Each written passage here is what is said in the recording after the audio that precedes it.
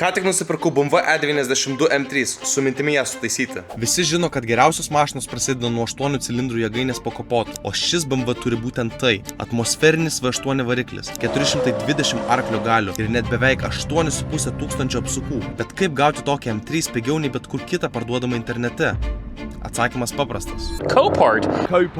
Copart salvage auction. Šis automobilis buvo stipriai apgadintas avarijoje, bet kas yra blogiausia, jis neužsiveda ir nevažiuoja. Bet patys pažeidimai man vizualiai neatrodė tokie jau stiprus, todėl aš nusprendžiau surizikuoti. O dabar pasižiūrėsim, ar šitam 3 dar galės sugrįžti į gatves. Aukcione šį automobilį laimėjau už $4,875. Tačiau realybė buvo kitokia. Automobilio man tiesiog neatidavė. Ta pačią dieną draudimo kompanija šį BMW įkėlė į aukcioną vėl. Tik tai šį kartą jau buvo su Buy Now opcija. Kaina buvo $5,500 ir aš ją nusipirkau. Po maždaug pusantro mėnesio automobilis pagaliau atvyko į kiemą. Muitinėje man teko susimokėti €2,568 ir dar €200 sumokėjau tralistui, kuris transportavo mano automobilį iš Kauno į Vilnių. O galutinė automobilio kaina jau kieme gavosi apie €9,500. Kad galvoja, kaip yra. Važiuojam kur? Mes važiuojam į Panevėžį. Vilniuje ardomo M3 neradome, todėl važiavome į Panevėžį, vieną topinių vietų Lietuvoje, kur dar galima rasti dalių tokiems automobiliams. Pirmas taikinys mūsų buvo didžiausias matomas pažeidimas, tai buvo priekinis ketvirtis. Kainą pavyko sutarti už €200, už vieną ratą sumokėjau €250. Taip pat pirkome priekinio amortizatorių komplektą €700, bei grįžtant į Vilnių dar pasiėmėme traversą už €220, bei saugiklių dėžę ir vieną reikalingą modulį už €70. Bandom užkurti MK Part 2. Nesigavo vakar gauti to, ko norėjom. Viską patikrinom, pajungiam saugiklių dėžę, pajungiam komforto modulį, tas kur eina po saugiklių dėžę. Ir viskas, kas veikia, tai sėdynės pusiau, tada šviesa, apšvietimas, ir skydelis. Užsidegė, bet užsidegė, tipo, neaptinka raktų. Sukom galvą, vakar galvojom, ką čia galima dar padaryti. Ar čia reikia elektrikus kviesti, ar dar ko mes negalim pats padaryti. Bet tikrinant bagažinį, Danis pamatė, kad nėra modulių, kurie dedasi virš baterijos. Ten vis yra tokie 3 moduliai. Tai jie irgi yra susijęs su Comfort Access, tai jų nebuvo, jie buvo tiesiog išlupti. Tai važiuom dabar pasimti juos ir žiūrėsim. Gal bus gyvybė. Nes viską pakeitėm, saugiklius. Visus peržiūrėjom, visi veikia, kur nebuvo, dadėjom. Ir vis tiek tas pats. Nieko. Dar ardysim visą saloną, čia ilgiau užtruksim, bet pasižiūrėsim visus laidus, visą laidyną. Blogiausiu atveju tai tiesiog kviesim elektriką, kad pririštų raktą, sužiūrėtų dar kartą visą elektrą ir tada tikriausiai pasikurs. Mes nuperkam 3 modulius ir jau į trasą galim varyti. Vakar sėdim, žiūrim, Danis pasėdynėm krapstas, narkotikų radom. Tokį nedidelį maišelį su kristaliukais, tokiais jau pastovėjusiais. 200 gramų, 4 blokelius. Tai huliu tai užrakinai. Bandom dabar keisti. Ką sakau keisti? Įdėt. Aš negaliu atrišti, suprantat. Gali va tai patamkiai. Nupirktus modulius pastatėme į vietą ir vėl tada bandėme kurti automobilį. Tepalai buvo nupirktus. Kas vyksta? Pasižiūrėkit, mes ardom motorą. Priprogramavo raktą, programavo kesą, priprogramavo smegenis mašinos. Pasirodo, buvo įdėtas kitas blokelis nuo kitos M-kės, nuo 2009 metų. Ant skydelio padvigubėjo rida. Man nepatinka, bet sutvarkomas dalykas. Kadangi jinai gavosi priekį, tai galimai kažkur laidai nesueina, arba kažkur šlangos nukirstos, arba dar kažkas suka, bet neužsikūrė. Tai ką mes dabar darysim, tai tiesiog apardysim motorą ir jį nuleisim žemyn, kad galėtumėm jį pasidėti ant stendo. Kėbulą atiduosim, prieš atiduodant, stikrinsim visus elektros laidus, kurie yra ant kėbulo ir tada atiduosim kėbulistam, kad galėtų daryti savo darbą. O tuo metu mes tiesiog rebilinsim visą tą motorą. Pradėjau ardyti variklį, be tokio tai tikėjausi mažiausiai. O, vaikinė, turim skylę blokę. Tai reikia nusardyti šitą tepalų filtro blokelį ir pasižiūrėti, kaip tenais. Tikriausiai teks keisti. Arba sakau, kelti pardavimus. Kėbului turiu priekinį ketvirtį nusipirkęs. Šitos pusės, svarbu, variklis bus tvarkingas, nuo nulio surinktas, gal ką reikia ten patvarkysim dar ir žiūrėsim. Na ir nusprendžiau, kad pasiduoti tikrai ne variantas, automobilį reikia sutvarkyti, o ne parduoti, tai pradėjome ardyti viską iš eilės. Norėjau paminėti, patirties dirbant su automobiliais mes neturėjome, todėl čia buvo pirmas rimtas projektas ir viską darėme pirmą kartą. Šiaip netaip ištraukėme variklį iš automobilio, užkrovėme jį ant ralo ir variklis keliauja tiesiai pas mechaniką. Atėjo ruduo. MK pabaiga. Dedam traversą, kad galėtumėm ją transportuoti pas kebulistus. Antra diena, kai traversas didinėjom, vakar nelabai skaitos, nes ten porą varžtų tik atsukom. Tai realiai šiandien per kokią valandą su pusę, per 2 padarėm, pilnai sudėjom traversą. Ir dabar mes jį uždinėsim ant automobilio, kad galėtumėm jį ant jo sukratus ir transportuoti.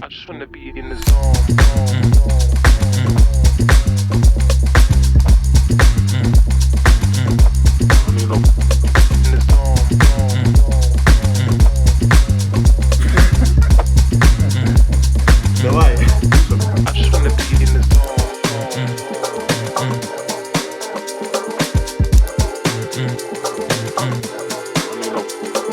Kol automobilį pastatėme ant ratų ir nuvežėme jį pas kėbulininką, garaže buvo prasidėję variklio ardymo ir surinkimo darbai. Variklį buvo nuspręsta daryti kaltinę. Kaltiniai švaistikliai kainavo 1100, stumokliai 1800, įdeklai kainavo 250 eurų, tarpinės vožtuvai, žiedai ir visa kita susidėjo tikrai nemaža suma. Variklio blokas kainavo 800 eurų. Jį gavau iš to pačio mechaniko, su kuriuo ir darome šį projektą. Nesu gyvenime surinkinėjęs variklio, todėl šį darbą palikau mechanikui.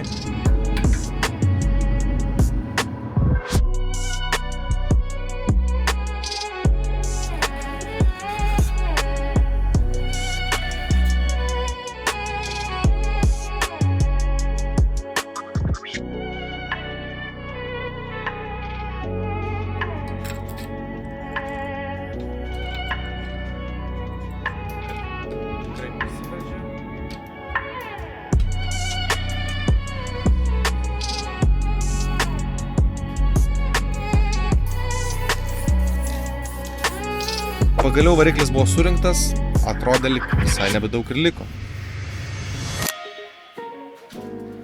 Kebulistas juokėsi, kad atvežėme visišką metalo laužą, bet daug metų patirties, darbštumas ir kruopštumas, viso to rezultate gavosi puikiai sutvarkytas automobilio kėbulas. Buvome atvežę kėbulo dalis, kurias nusipirkome su komplektiniu priekiu, už jį mokėjome 7000, už kėbulinius darbus sumokėjome virš 2000 eurų. Po kėbulinių darbų seka dažymas, tai automobilis dažytas būtent tokia spalva kaip reikėjo. Pilnas auto paruošimas ir dažymas kainavo 3090 eurų.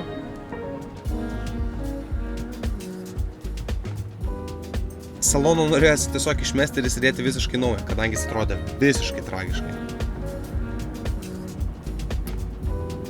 Tuomet automobilis atvyko į garažą, variklis buvo pilnai jau surinktas ir paruoštas dėti į automobilį.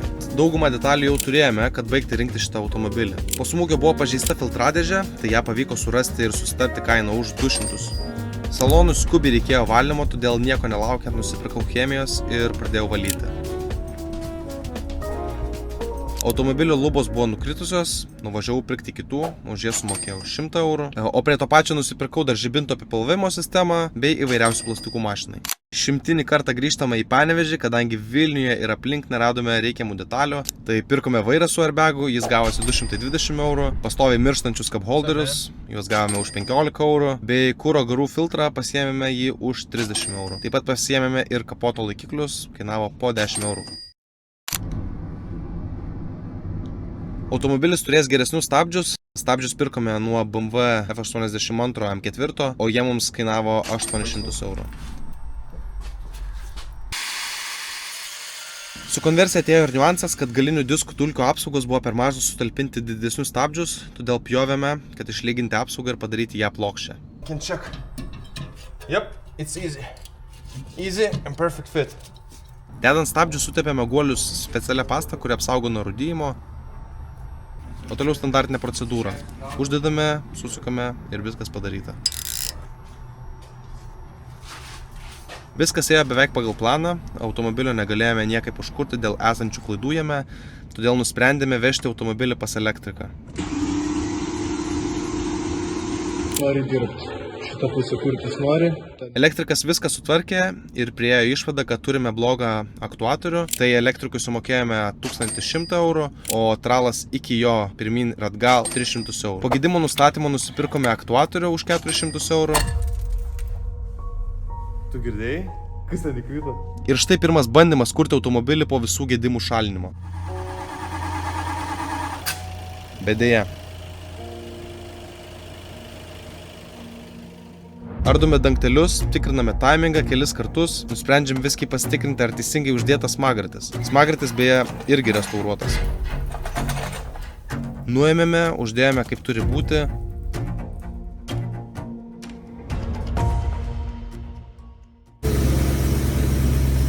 Pusę pasukimo ir variklis pagaliau užsikūrė.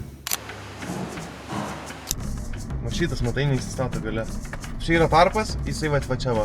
Ką aš bandžiau padaryti, prispaus, kad įsistatys viskas.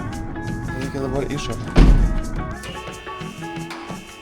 Išoriai surinkti reikėjo posparnių, jie kainavo po 20 eurų. Nebūčiau pastebėjęs, būtų nieks nepastebėję.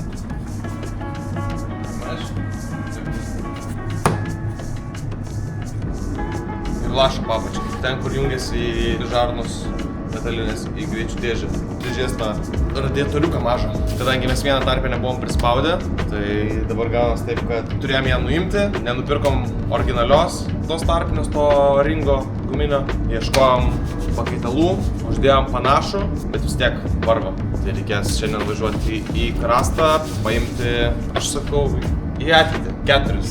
Ne iš viso, ne 6. Oi, tiksliau, 5. Dėl to mes vieną pakeisim ir dar liks 4. Kaip būna. Kartais iš langus prisispaudžia, ne taip kaip reikia. O viena gumytė va tokia va. Maža guminė tarpinė kainuoja €5,9. Krastui. Pašies normaliai, prašau. Su savo tom sulitam. Bičas. Čia be šitą blogai žiūrisi, ne?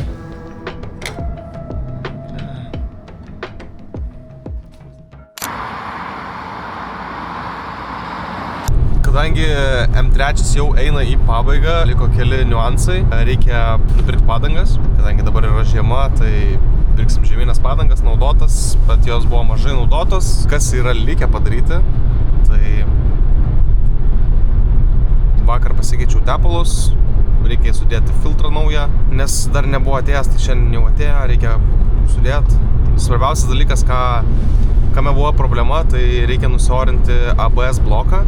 Darėm tą konversioną iš E92 į F serijos, reikia nusiorinti pilnai, o nusiorinus kažkodėl vis tiek liko oro sistemoje, tai reikia vėl visą procedūrą padaryti, pasijungti kompą ir nusiorinti tuo pačiu ir ABS bloką.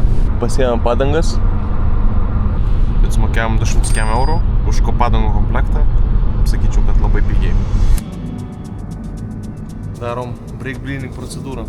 Stabdis dar vis neveikia, tai reikia pilną procedūrą nuo A iki Z atlikti ir žiūrėsim.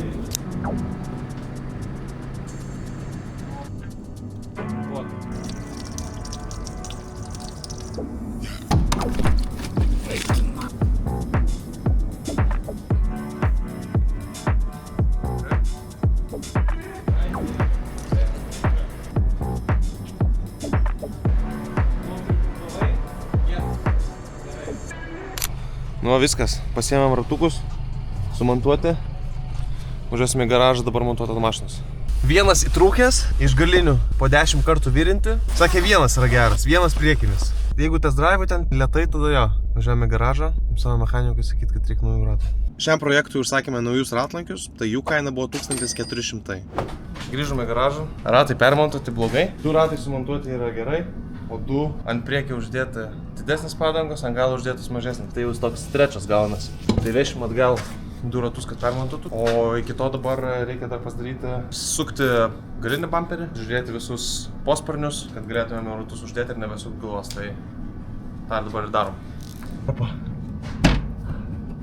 Vo, įsistatė. Kitoj pusėje to nepadarėm. Teks filmuoti. Kadangi automobilis iš Amerikos, jam buvo reikalingi europiniai žibintai, tai juos nusipirkom už 450 eurų. Kokie reikalai? Šiandien tikimės, kad išvažiuosime už garažą. Pirmas test drive'as, bet iki to dar turim pasidaryti. Susukti visus apsaugas, turėtų važiuoti elektrikas, padaryti kalibraciją ABS bloko. Tada dar važiuosime regitrės numerių, galėsim bandyti važiuoti, jeigu viskas gerai. Dabar yra negerai, kadangi neveikia vairo stiprintuvas ir reiks pažiūrėti, ar dar veikia stabdžiai. Ir bandėm norint, bet, sakau, čia viskas dabar iš eilės. Atvažiuoja elektrikas ir žiūrim. O dabar susukinėjame iki to laiko visus plastikėlius ir padarom mašiną, kad nebūtų paruošta keliui.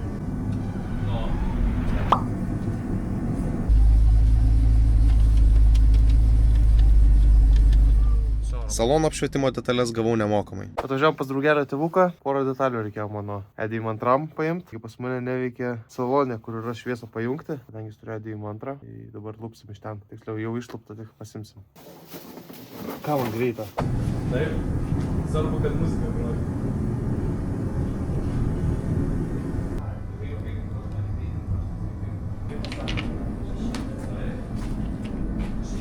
Reiks kalibruoti. Ir vairo nėra, visiškai. Gerai, grūdai neleisi. O, kuras. Prikin? Žodžiu, automobilyje yra vibracija, kai tu važiuoji ir virš 2000 apsukų, kadangi pas mane yra ant greičių dėžės pagalvės sudėtos poliuretaninės. Tai jas pakeisiu, nes man šita vibracija nepatinka, tai pakeisiu į stokinės, kad būtų šiek tiek geriau. Nes dabar virš 2000, viską, ką tu virš 2000 spaudi, vibracija labai didelė atsiranda.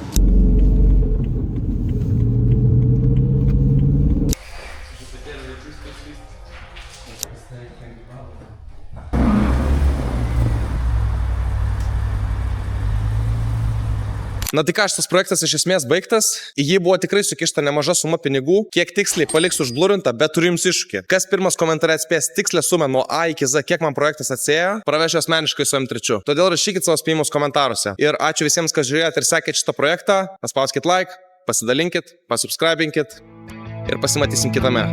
Peace.